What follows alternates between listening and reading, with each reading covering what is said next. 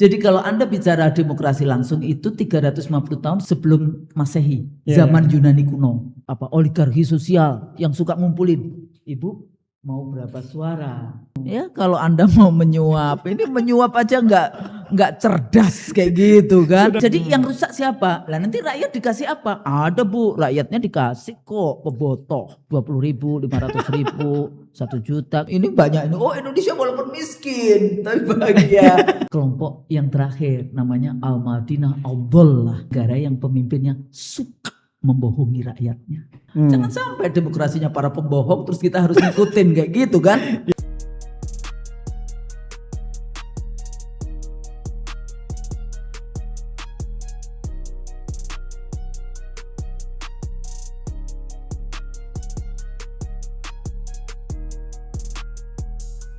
Halo Sobat Reformis, jumpa lagi kita di Reform Syndicate dalam program Hub Wicara. Kali ini kita kedatangan tamu yang melalang buana di dunia akademisi dan pakar politik, analisis politik. Beliau adalah Prof. Husnul Mariah. Ibu Husnul Oh, Bunda Prof.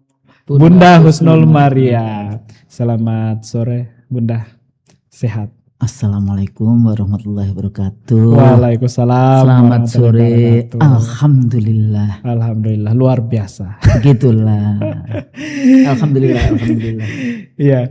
Jadi kali ini kita bersama dengan Bunda Husnul akan membahas soal plus minus pilkada langsung dan pilkada melalui DPRD.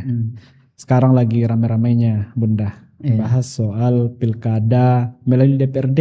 Cuma kemarin sudah diumumkan oleh DPRD bersama dengan pemerintah, Mensesnek, Bapak Dasko, pimpinan DPR RI dan pimpinan Komisi 2 bahwa yang akan dibahas tahun ini itu adalah undang-undang pemilu. Untuk undang-undang pilkada belum tahun ini. Gitu Bunda. Jadi dengan kondisi seperti ini apakah pembatalan pembahasan undang-undang pilkada karena ada animo atau suara-suara dari rakyat bahwa pilkada melalui DPRD ini tidak sesuai dengan semangat dan nilai-nilai reformasi. Kira-kira begitu Bunda. Itu apa namanya? Menteri Dalam Negerinya ikut reformasi nggak waktu itu? Nggak, pasti polisi. Ikut reformasi nggak dia waktu itu? Ikut turun ke jalan nggak waktu itu? Karena saya bisa mengatakan saya ikut turun ke jalan. Kalau saya menjadi timnya pemerintah di dalam pertama kali perubahan undang-undang penyelenggaraan pemilu, jadi undang-undang partai politik, pemilu dan susduk. Tahun 99 sampai tahun 2001 saya menjadi anggota KPU untuk pemilu 2004. Jadi 98 itu sebetulnya kita dulu yang kalau reformasi itu bicara tentang KKN, korupsi, kolusi, nepotisme. Ya, pemberantasan KKN. Nah sekarang kan ngomongnya korupsi, nepotisme nggak dibahas. Ya? Gimana itu? Anaknya presiden jadi apa? Jadi wakil presiden. Belum lagi kalau jadi ketua partai juga.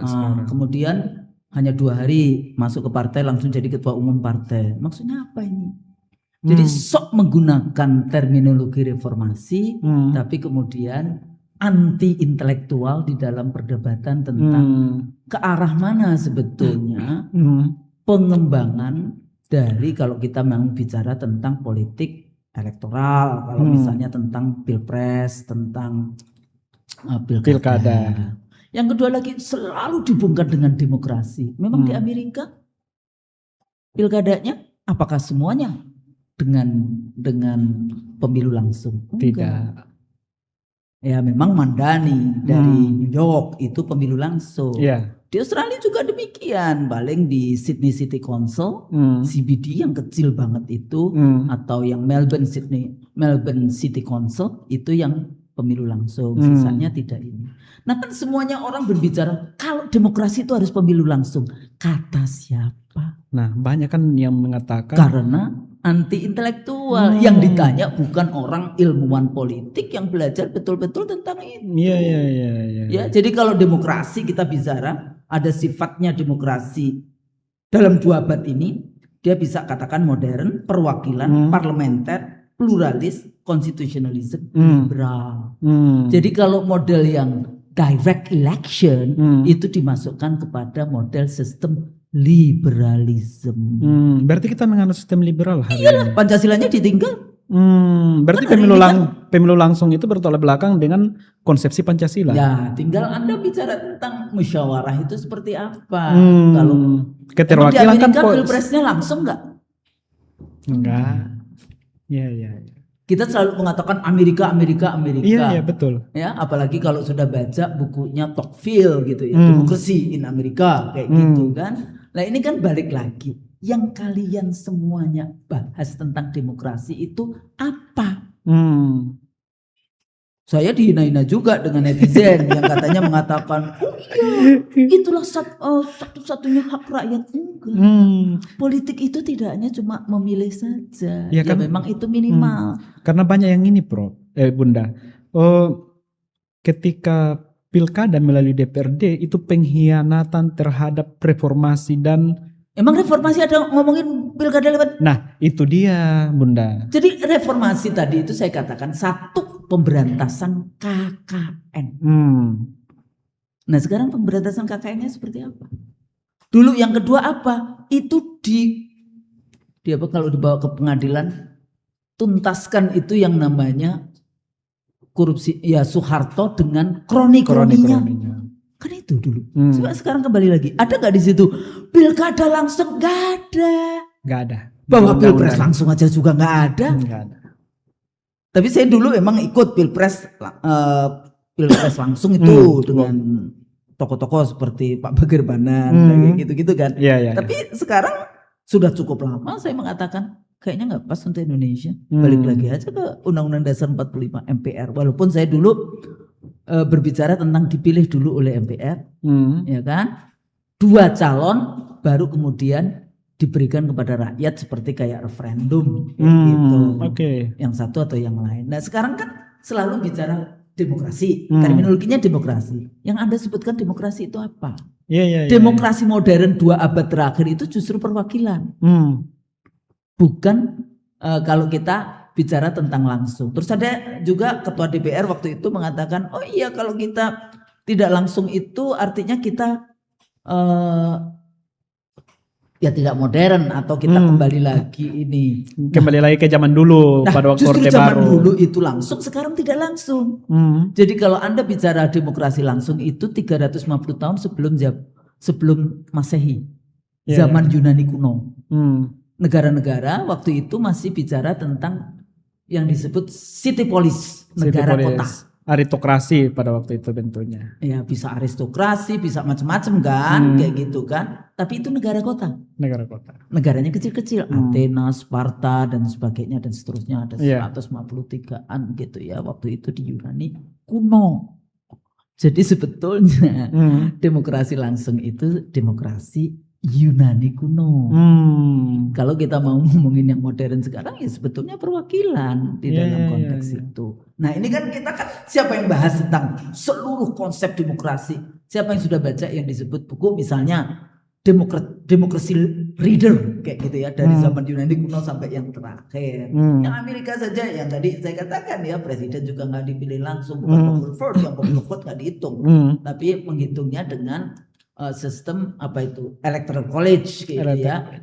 Tapi di mayor atau wali kota itu ada yang dipilih langsung, ada yang enggak. Tapi sebagian besar justru enggak kayak gitu kan di dalam konteks ini. Berarti artinya Indonesia sebenarnya bisa menggunakan model seperti itu sesuai dengan lokal wisdom kita. Ya bisa saja asimetris gitu kan. Kalau ini ada daerah yang langsung, ada daerah yang, tapi kan di Indonesia kalau tadi dikatakan plus minus, emang di Amerika menentukan pilpres atau tidak pilpres pakai plus minus?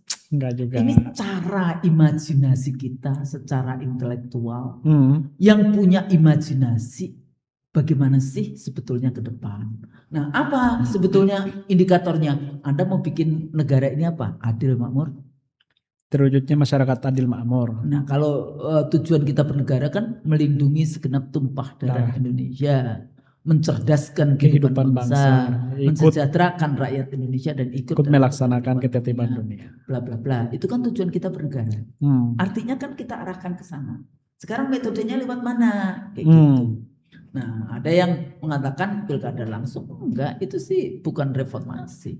Reformasi nggak biasa itu. Reformasi waktu itu bahas bagaimana kejahatan-kejahatan politik itu harus diadili Soeharto sampai kroni-kroninya dengan kroni-kroninya. Berarti yang membawa rasionalisasi reformasi untuk menolak pilkada melalui DPRD, mereka nggak paham soal semangat reformasi. Jangan-jangan nggak ikut lagi, udah nggak paham nggak ikut lagi. Nggak baca buku lagi. Yang pertanyaannya juga political scientist enggak gitu kan.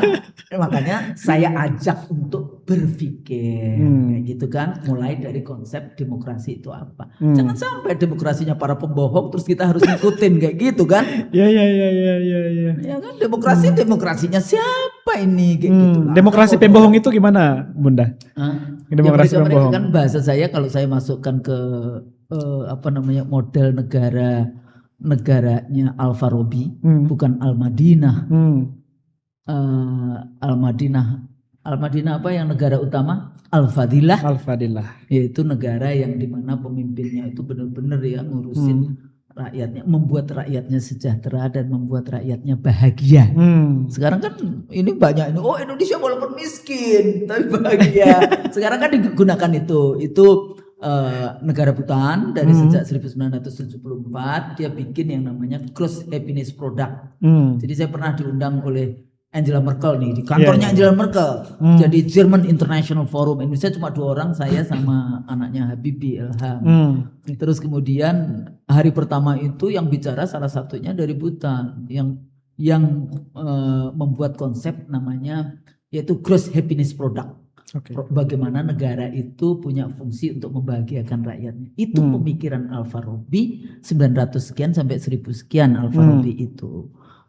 Jadi ada 5 model negara. Yang pertama itu Al-Madinah, Al-Fadilah negara utama. Tapi yang terakhir saya suka masukkan di kelompok yang terakhir namanya Al-Madinah Al-Dhallah.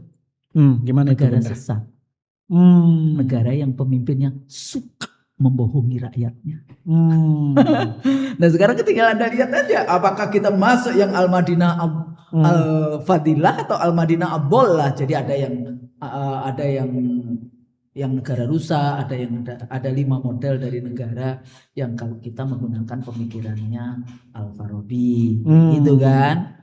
Jadi kalau kita mau seperti itu ya balik lagi sebetulnya kalau kita mau bicara tentang ini persoalannya pada saat bahasanya ini kan pada saat kita mengubah konstitusi waktu itu Undang-Undang Dasar 45 amandemen itu kan persoalannya waktu itu kita kurang membahas pemikiran sehingga yang terjadi misalnya di pasal 33 1, 2, 3 terus ditambah ayat 4 demokrasi ekonomi itu liberal.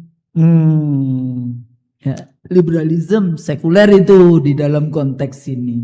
Nah, cuma kan antara pemikiran, praktek, kemudian konsistensi pasal-pasal dan kemudian prakteknya ini kan udah nggak karu-karuan. Jadi kalau kita balik lagi kalau sifat dari demokrasi yang 2 abad terakhir itu, tapi kalau demokrasi klasik ya demokrasi langsung dan modern itu demokrasi tidak langsung. Kenapa? Karena negara sekarang udah besar-besar. Sehingga kita punya representasi, punya perwakilan dan sebagainya. Jadi jangan dikatakan, kalau kita kalau pilkada tidak dipilih secara langsung maka kita demokratis. Pernah kuliah ilmu politik S1, S2, S3? Kan itu masalahnya. Pernah baca buku seluruh hasanah tentang demokrasi dan Anda masih percaya pula demokrasi itu sebagai the ultimate kayak gitu. Kalau saya kan demokrasi kayak gitu ya. Apakah kita masukkan di dalam konteks yang saya sebut sebagai modern nation state sekuler, ataukah Anda masukkan di dalam Islamic democratic governance di dalam konteks itu?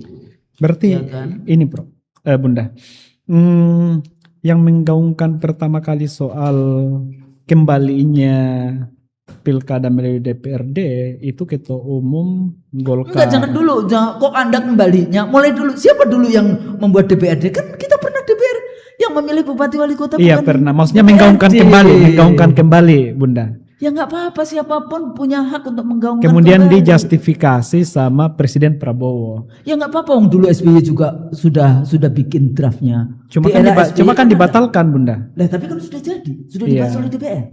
Betul, cuma dibatalkan lagi pada waktu itu. Kan SBY-nya nggak mau tanda tangan. Jadi artinya bukan sesuatu yang sekarang simsalabim ada, enggak. Itu menjadi bagian dari diskurs atau diskursus di dalam mencari sistem yang terbaik untuk bangsa ini. Itu seperti apa? Sistem yang pas, bukan yang terbaik ya, yang pas, yang tepat untuk bangsa ini itu apa? Perhatikan itu di dalam konteks penyelenggara, KPU, Bawaslu, MK. Anda bisa bayangkan, itu MK kalau sudah terjadi apa itu kalau sengketa hasil pilkada, semua dibawa ke MK. Anda bisa bayangin, dibaca enggak sih itu? Saking banyaknya ya.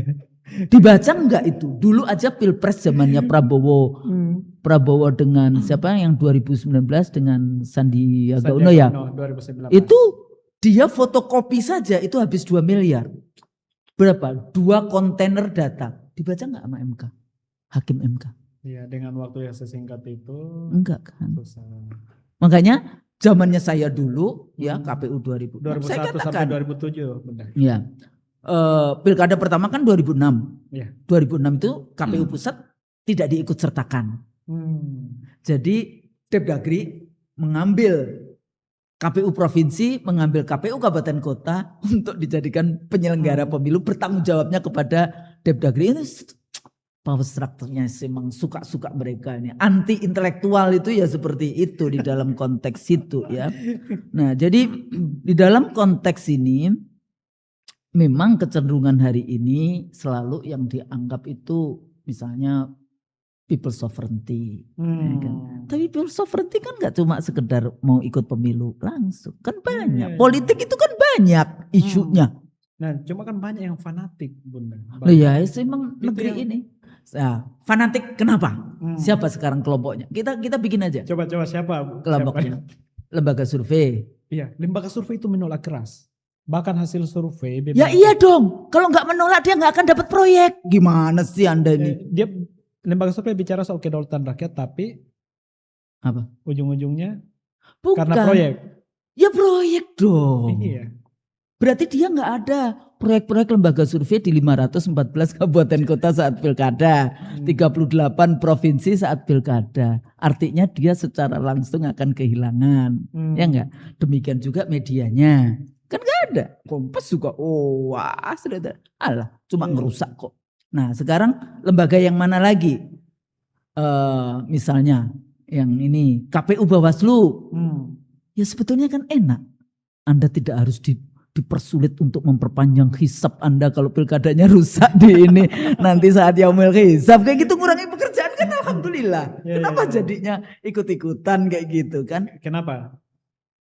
Lagi-lagi soal. Ya persoalannya lagi-lagi pilkada tentu saja akan mengurangi masukan-masukan ya APBN-nya kan berkurang jadinya. Betul. Ya, kemarin jadi pilkada 41 triliun. Ya itulah, padahal saya dulu zamannya 2004 cuma 7,3 triliun 3 kali pemilu kayak gitu ya. Berarti peningkatannya. Ya boleh saja peningkatan itu karena jumlah. Partai politik kayak gitu. Yang menentukan calon bupati, wali kota, gubernur itu siapa? Partai politik. Ya enggak, partai politiknya itu aktornya siapa? Ketua umum. Cuma gratis enggak menentukan tanda tangan itu? Nah, gratis enggak?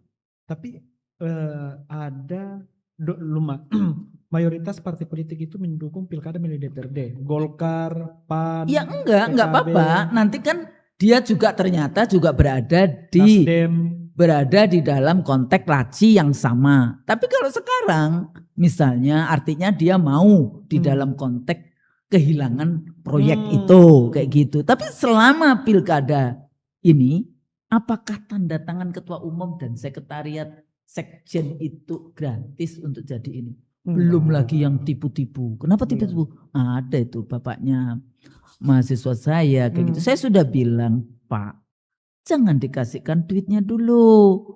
Ya, kalau Anda mau menyuap, ini menyuap aja nggak cerdas kayak gitu kan. Sudah menyuap nggak dapat rekomendasi lagi. Kan kita tahu ketua umum itu kalau pilkada kan nungguin ini tanda tangan berapa ini yang ini mau ikut koalisi ini enggak atau koalisi itu enggak. Nah, partai politiknya memang bisa saja dia tidak bisa saja nanti oh iya tapi dia dukung. Tapi kan ada ini bahasanya Dr. Mulyadi itu selalu mengatakan partai politik menjadi partai rental.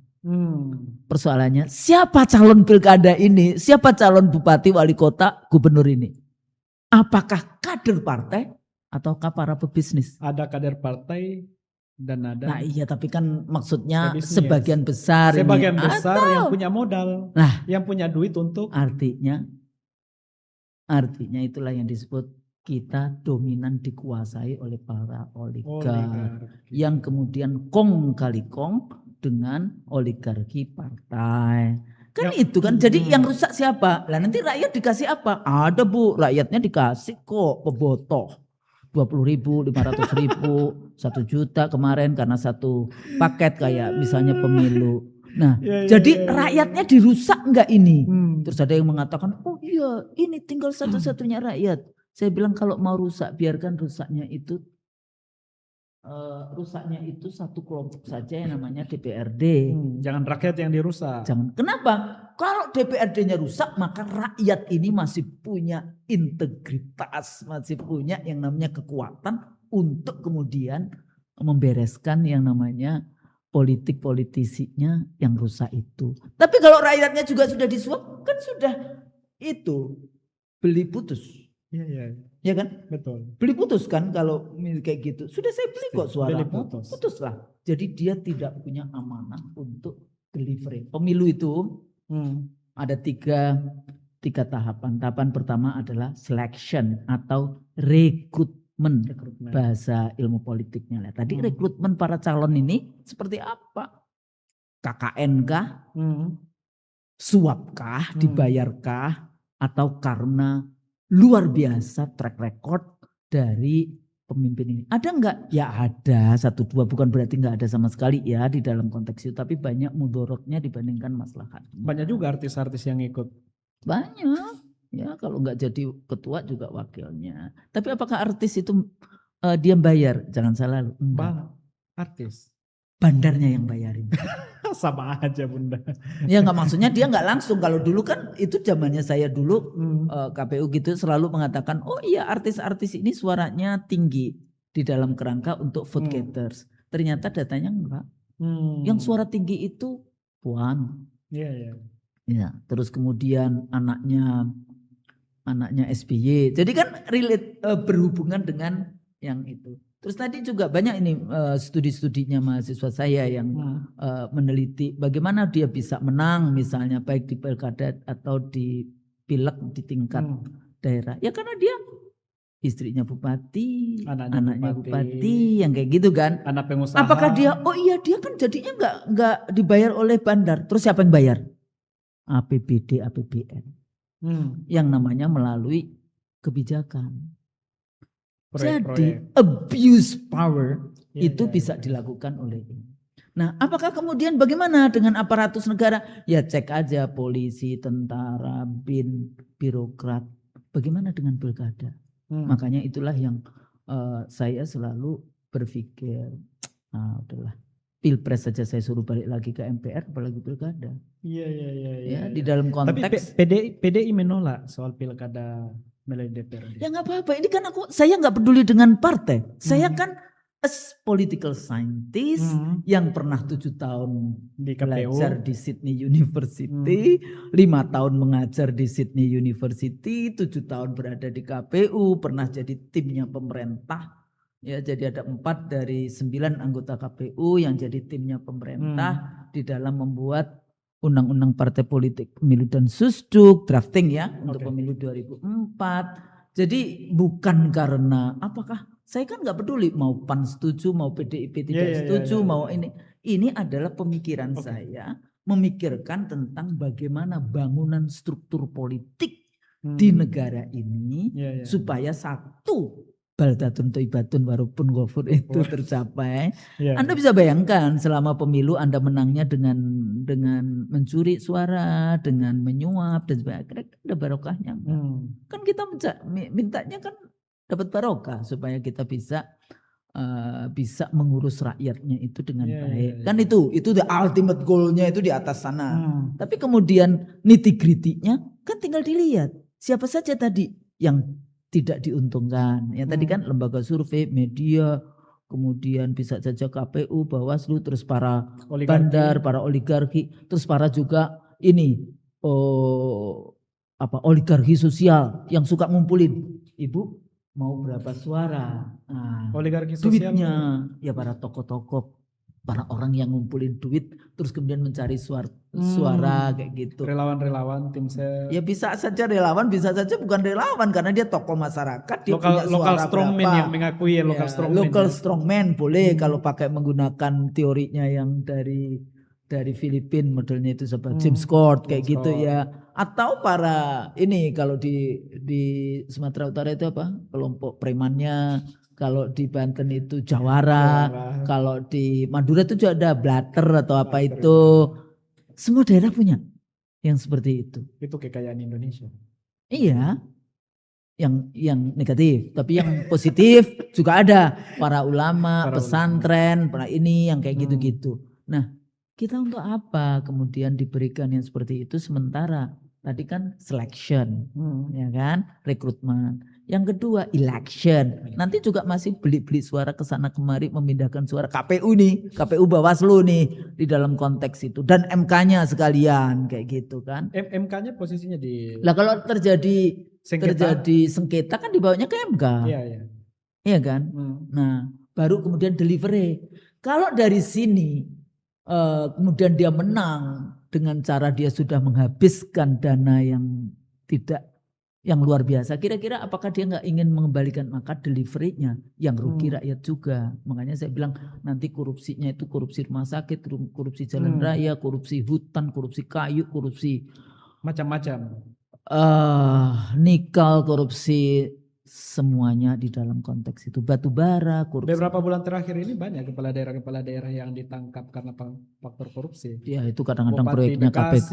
Ya itu proyeknya KPK. Mestinya ditangkap ya presidennya dulu, wakil presidennya dulu, menteri-menterinya dulu, baru ke daerah. Daerah-daerah kan cuma nyontek. Maksudnya pemerintahan periode sebelumnya atau tidak menutup kapanpun sebetulnya. Yang harus dicek itu ya kalau KPK harus pusat dong. Karena engarso sum tulodo. Ya, di depan itu menjadi contoh. Kalau di depannya sudah bancaan, bagaimana pula di daerah kan cuma nyontek. Iya kan? Dia cuma mencontoh. Makanya menjadi pemimpin itu tidak gampang, harus punya track record.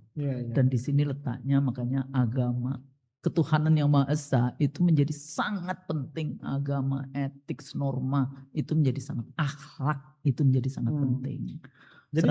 Jadi konsepsi demokrasi Pancasila itu seperti apa sebenarnya Bunda? Antara demokrasi liberal dengan demokrasi sosialis. Sekarang kan si Imam Dhani kan selalu ngomong demokrasi sosialis kayak gitu. Ya terserah kita mau bahas. Di situ harus ada Tuhan kan. Sila pertamanya kan ketuhanan. Sebetulnya kan musyawarah, mekanisme suara musyawarah. Anda mau menggunakan teorinya siapa? Ya kan, ini kan tergantung kepada pemikiran siapa yang Anda ikuti. Karena kalau menggunakan Al-Mawardi, memilih aja itu ada kriterianya. Nggak bisa semua one foot, one person, one value. One man, one foot. Profesor sama one person. Karena perempuannya juga ikut. Jadi bukan one man, one vote. Ya. One person, one vote, one value. Ya kan? Opov. Nah, Anda mau menggunakan yang seperti itu, pemikiran siapa? Contoh negara mana? Di dalam konteks itu. Kan kayak gitu. Kalau kita kalau nggak anti intelektual. Kan ini enggak. Mereka anggap aja nggak pernah baca bukunya. Pokoknya kalau demokrasi, pilkada itu harus langsung karena people sovereignty. Teorinya apa? Ya kata saya. Oh sudah. Jadi berapa lama Anda kuliah kayak gitu kan? Ada juga mahasiswa, bukan berarti enggak. Mereka bisa mengatakan itu, tapi sekarang argumennya apa? Kan kita mau bicara diskurs. Kita bicara argumen. Ada dialektika di dalam dialektika. Ya terserahlah. Nah terus kemudian tadi delivery, apa tadi yang kamu pertanyakan?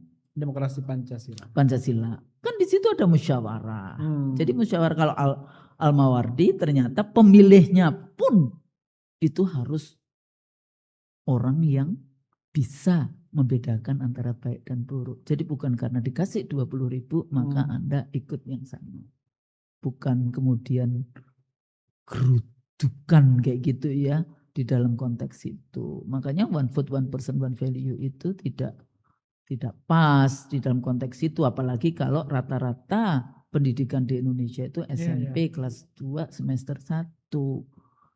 Ya ini pertanyaannya juga di dalam konteks itu. Belum lagi berapa anggaran yang dipakai, berapa yang namanya psikologi masa yang itu kemudian dijungkir balikkan selama pilkada.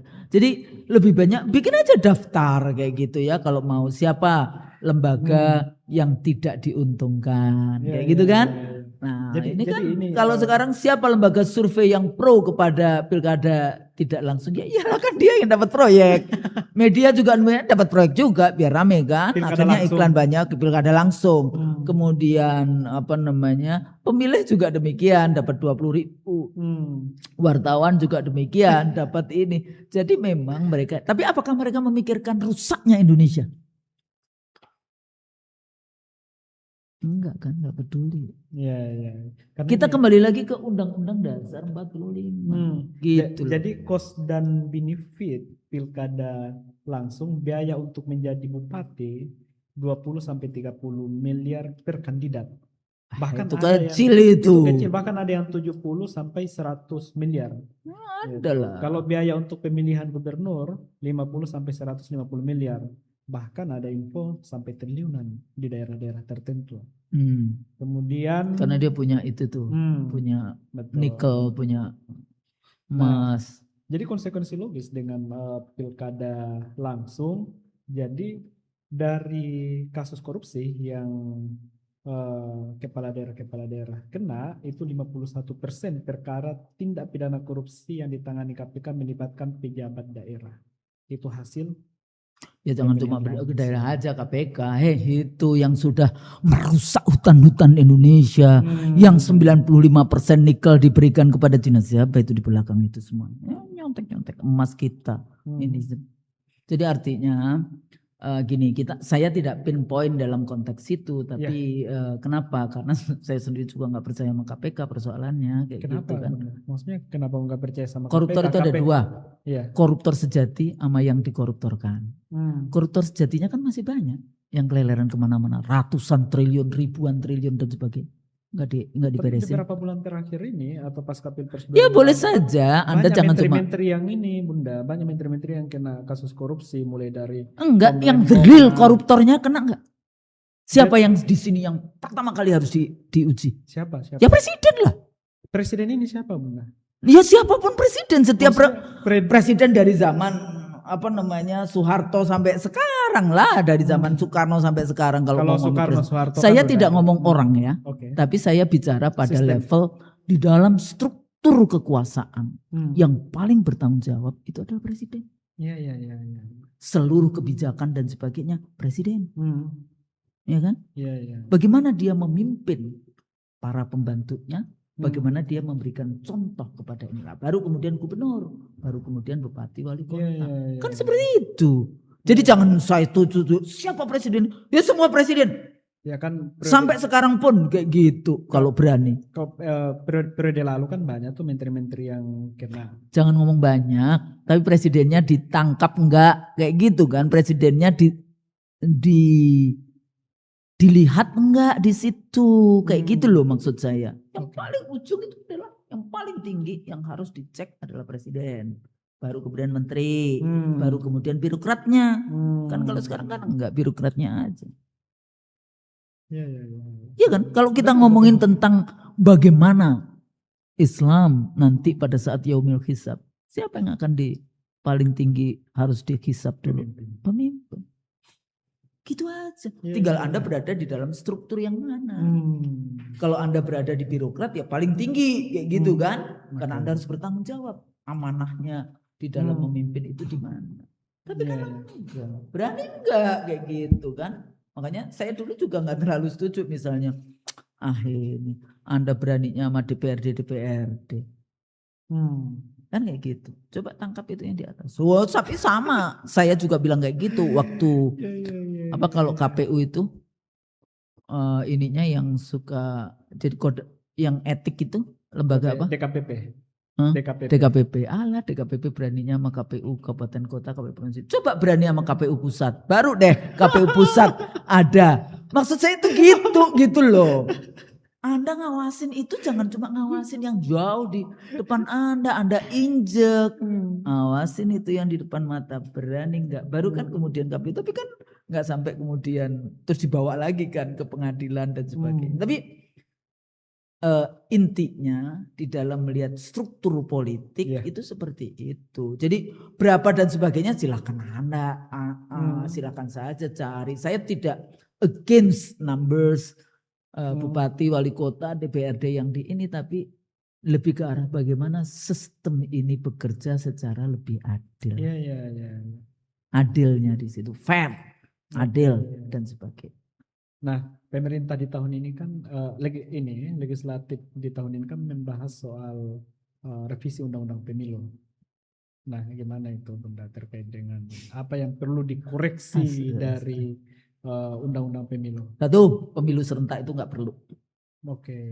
Kalau mau dulu serentak ya nasional, provinsi, kabupaten kota. Berarti dipisahkan antara nasional pilpres. Sekarang gini, 5 kan kemarin.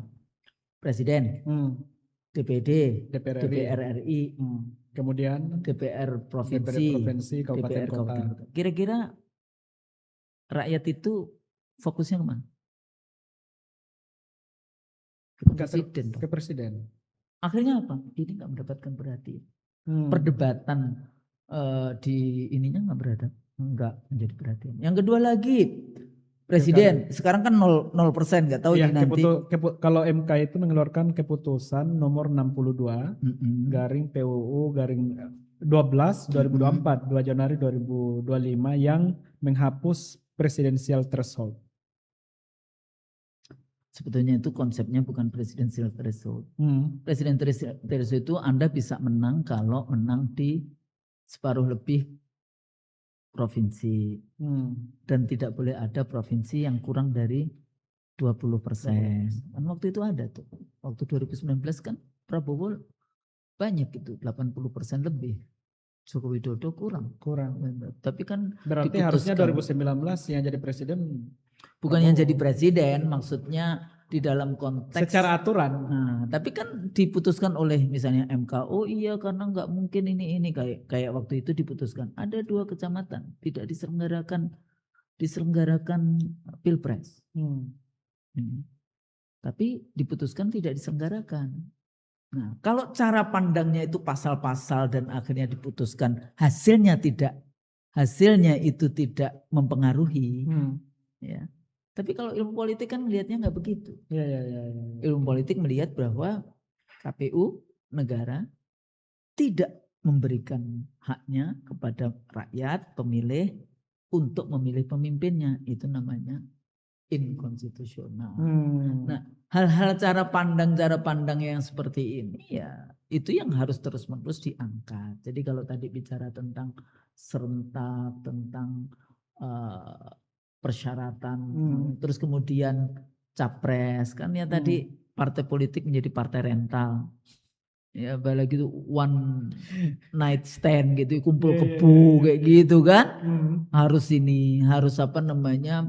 harus bersama, bersamanya tidak ideologis, bukan kemudian kayak model di Malaysia misalnya ya, ada syarikat apa tuh yang namanya UMNO atau apa yang seperti itu, atau koalisinya di Australia, tapi itu bukan untuk memilih pemimpin dalam konteks itu. Jadi ada seperti itu dari mulai regulasi yang berhubungan dengan keserentakan, kemudian yang berhubungan dengan persyaratan ya, dengan 0% mudah-mudahan semua partai punya calon sehingga tidak kemudian terjadi kumpul kebo atau partai politik menjadi partai rental. Apa itu partai rental? Udah kamu dukung ya ke saya supaya ini bisa jadi 20% lebih, tapi kan lagi-lagi harus di bail out, dibayar yang kayak gitu. Itu kan di partai politik kan seperti itu, sehingga partai politik itu mahal, membiayai dirinya sendiri. Belum lagi persyaratan untuk ikut pemilu harus punya 100% kantor di provinsi, 75% kantor di kabupaten kota, sampai ke kecamatan. Sampai kecamatan 50%. Terus siapa yang ini? Partai politik nggak boleh ikut bisnis. Partai politik tidak mendapatkan dana yang cukup dari negara. Itu dari mana? Maka partai politiknya menjadi partai rente, pencari rente, pencari proyek. Itulah yang terjadi hari ini. Daerah juga misalnya, jumlah ininya banyak, akhirnya dapat apa? Urusan DAU, DAK. Jadi kan ini muter aja kan. Jadi kalau vicious circle itu bahasa Inggrisnya, tapi di Indonesia bahasanya kan lingkaran setan. Coba lingkaran setan diganti lingkaran malaikat misalnya kayak gitu ya. Wah, itu luar biasa negara. Bisa mencapai negara madani. Jadi kan baik kayak gitu. Kalau udah disebut jahat. lingkaran setan, jahat.